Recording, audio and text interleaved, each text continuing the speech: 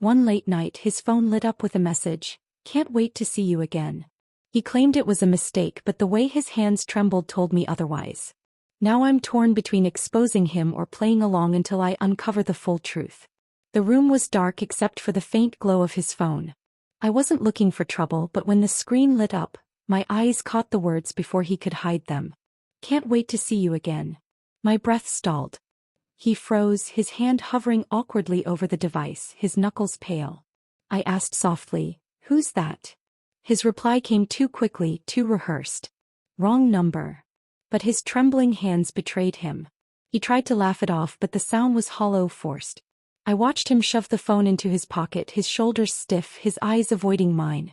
The silence between us was louder than any argument. I didn't press further, not yet. But in that moment something shifted. The trust one had carried so easily cracked, and I knew I couldn't ignore what I had seen. The days that followed were filled with tension. He moved through the house as if nothing had happened, but his excuses felt hollow. When I asked simple questions, where he had been, who he was meeting, his answers were clipped, vague and hurried. I noticed the way he avoided eye contact, how his smile no longer reached his eyes. He seemed distracted, his phone always within reach, his thumb hovering over it even when no messages came. At night, the silence stretched between us. I lay awake, listening to the rhythm of his breathing, wondering if he was truly asleep or just pretending. My mind replayed the message over and over, each word twisting deeper into my thoughts. I began watching him more closely, studying his movements, his expressions, the way he carried himself. Every detail became evidence, every hesitation a clue. The uneasy silence wasn't just between us, it was inside me, growing louder each day. One evening we attended a family dinner. The table was filled with laughter, clinking glasses, and warm conversation. But I noticed him slipping away, his phone buzzing quietly in his pocket. He excused himself, disappearing into the hallway for longer than necessary. When he returned, his smile was too wide, his laugh too loud. He tried to disguise his distraction, but I saw the way his eyes darted toward the door, as if waiting for another escape. I pretended not to notice, joining in the conversation, smiling at jokes, but inside I was cataloging every detail. His sudden absences, his distracted glances, the way his hand lingered near his phone even while holding a fork. The dinner carried on, but for me it was a performance. I played my role, but my mind was elsewhere, feeding my suspicion, building the quiet case I was beginning to form. A few days later I met a close friend for coffee. She leaned in, her voice low, her eyes cautious.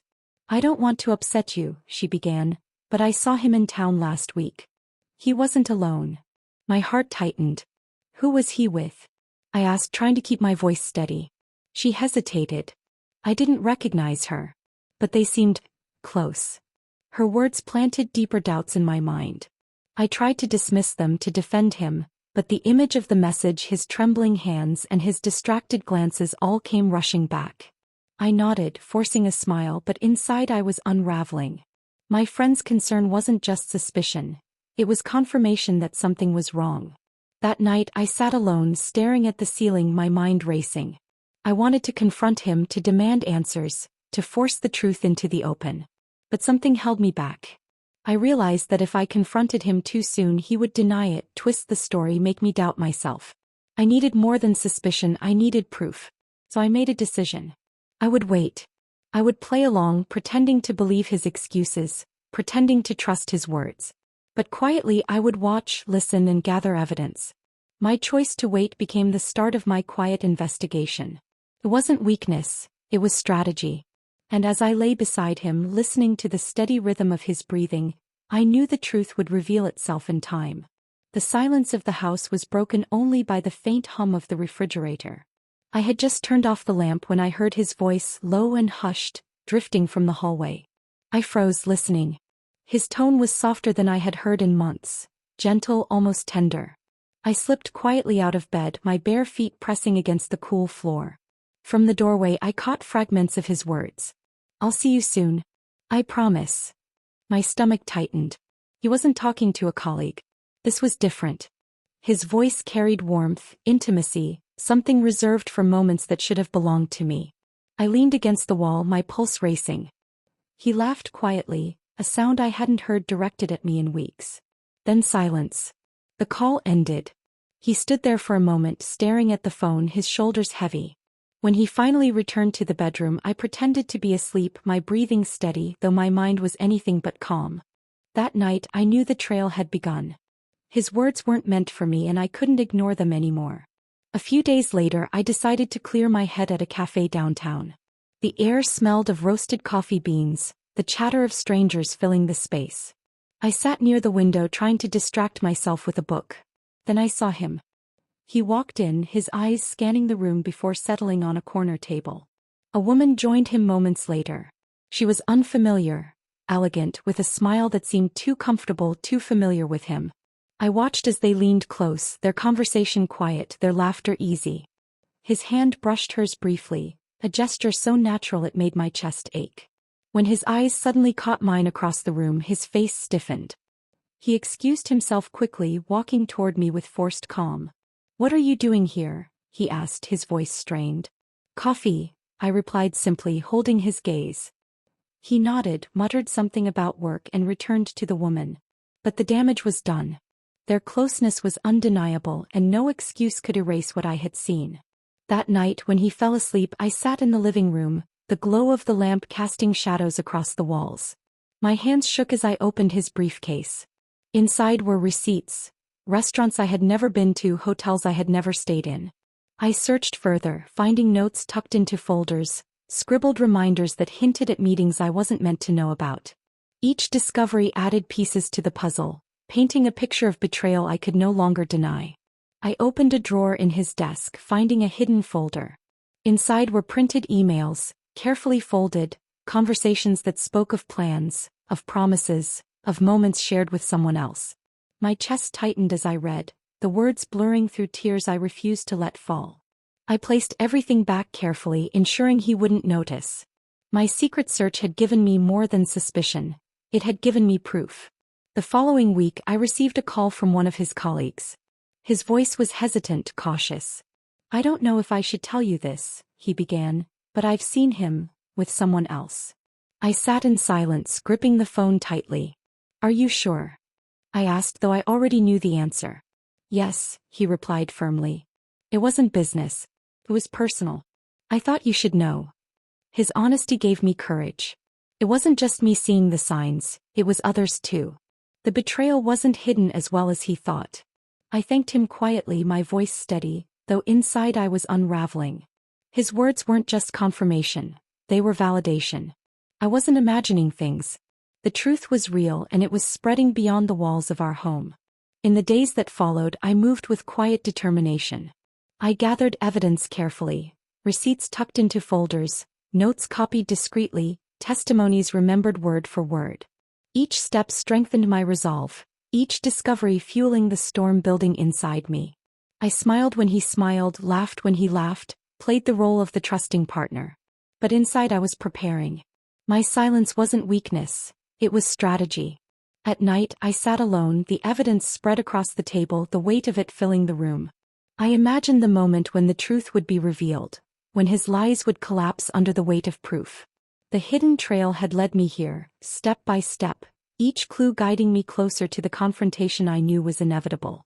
And as I looked at the papers, the receipts, the notes, I felt my resolve harden. I wasn't just uncovering betrayal, I was reclaiming my strength. The evening was filled with chatter, glasses clinking, and the hum of voices blending together. We were at a gathering with friends, the kind of night where laughter should have been easy. He was telling a story, his words flowing smoothly, his charm on display. Then without warning her name slipped out. It was casual, almost careless, but it cut through the air like a blade. The room fell silent. Conversations halted mid-sentence, forks paused halfway to mouths. My heart clenched, but I forced my face to remain calm, my lips curving into a polite smile. Inside, though, I knew the truth had just revealed itself. He stammered, fumbling for words. "I meant someone else," he muttered, his voice cracking. But the silence lingered, heavy and undeniable. I masked my reaction, nodding lightly, pretending not to notice. Yet in that moment I knew his lies were unraveling and everyone had felt it. That night when the house was quiet, I sat alone at the desk. My hands moved with purpose, searching through drawers, folders, and hidden corners. I found what I had been waiting for. Messages, receipts, photographs. Each piece was undeniable, each detail a thread in the web of betrayal. The messages were tender, filled with promises meant for someone else. The receipts told stories of dinners I hadn't attended, hotels I hadn't stayed in. The photographs were the worst. Smiles, touches, moments captured that should have belonged to me. I spread them across the table, the evidence staring back at me. My chest tightened, but my resolve hardened. This wasn't suspicion anymore. This was truth, carved in ink and images. His betrayal wasn't just imagined. It was documented, undeniable. I sat there for hours, the papers surrounding me, the weight of them pressing down. My heart ached, but my mind was clear. The final proof had been found, and there was no turning back. In the days that followed, I played my role with precision. I smiled when he smiled, laughed at his jokes, touched his hand at the right moments. To him I was the trusting partner, devoted and blind. But inside I was preparing. My silence became my weapon. Every word I didn't speak, every question I didn't ask, was a step closer to the storm I was building. I organized the evidence carefully, copies tucked away, hidden in places he would never find. At night, I lay beside him, listening to his steady breathing. He thought I was asleep, but my eyes were open, staring into the dark. My mind was sharp, calculating, waiting. There was a strange calm in the deception. Pretending gave me control. He believed he was safe, but I knew the truth. And soon he would face it. It happened on a quiet afternoon. The sunlight streamed through the curtains, casting long shadows across the room. I sat at the table, the evidence spread before me. The messages, the receipts, the photographs. He walked in carrying 2 cups of tea, his smile easy. "Here," he said, placing one in front of me. I didn't take it. Instead, I looked at him, my voice steady. "Sit down." He frowned, confused, but obeyed. His eyes flicked to the papers, and I saw the moment recognition hit. His face paled, his smile faltered. "What is this?" he asked, though his voice shook. "This," I said calmly, "is the truth you thought I'd never find." He reached for the papers, but I pulled them back.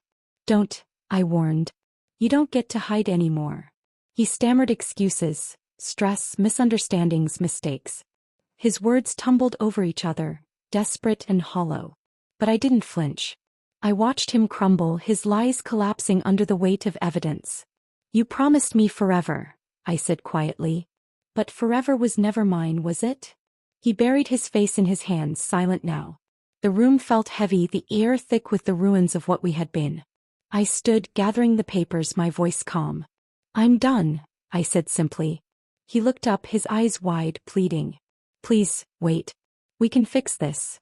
But I shook my head. "No. Love without honesty is nothing but illusion. And I won't live in illusions anymore." I walked to the door, my steps steady, my heart lighter than it had been in weeks. Behind me, he sat frozen, surrounded by the wreckage of his own deceit. Outside, the air was cool, the sky wide and open. I breathed deeply, feeling the weight lift from my shoulders. My revenge wasn't in anger. It was in reclaiming my life, in leaving him to face the emptiness he had created. As I walked away, I reflected on the lesson I had learned. Trust is fragile, love is sacred, and honesty is the foundation that holds it together. Without it, everything crumbles. I chose dignity over despair, strength over silence. And in that choice I found freedom.